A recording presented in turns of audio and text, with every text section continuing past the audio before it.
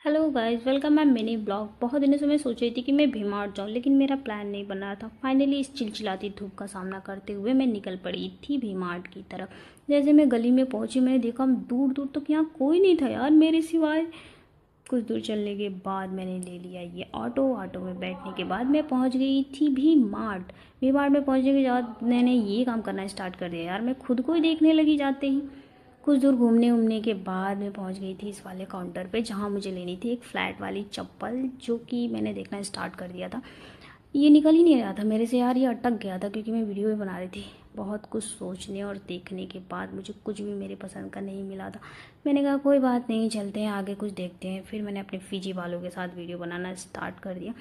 बहुत कुछ देखने और सोचने समझने के बाद कुछ तो मैंने ले ही लिया था, जो कि कुछ गर्मियों के कपड़े और एक नमकीन का पैकेट लेकर मैं पहुंच गई थी काउंटर पे।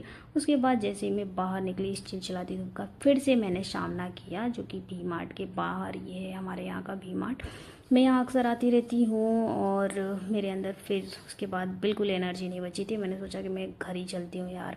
उसके बाद मैंने फिर से ऑटो ले लिया और घर की तरफ निकल पड़ी। ये भैया इतना तेज़ ऑटो चला रहे थे कि मैं क्या ही बताऊँ। मैंने कहा कोई बात नहीं, चलो भाई उड़ा के ही लेके चलो तुम।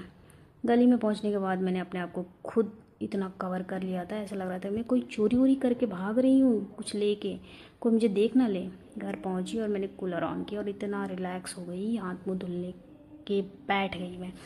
कूलर की हवा खाने के बाद मुझे ऐसा लग रहा था कौन सी जंग जीत के आई हूँ मैं वहाँ बैठ के।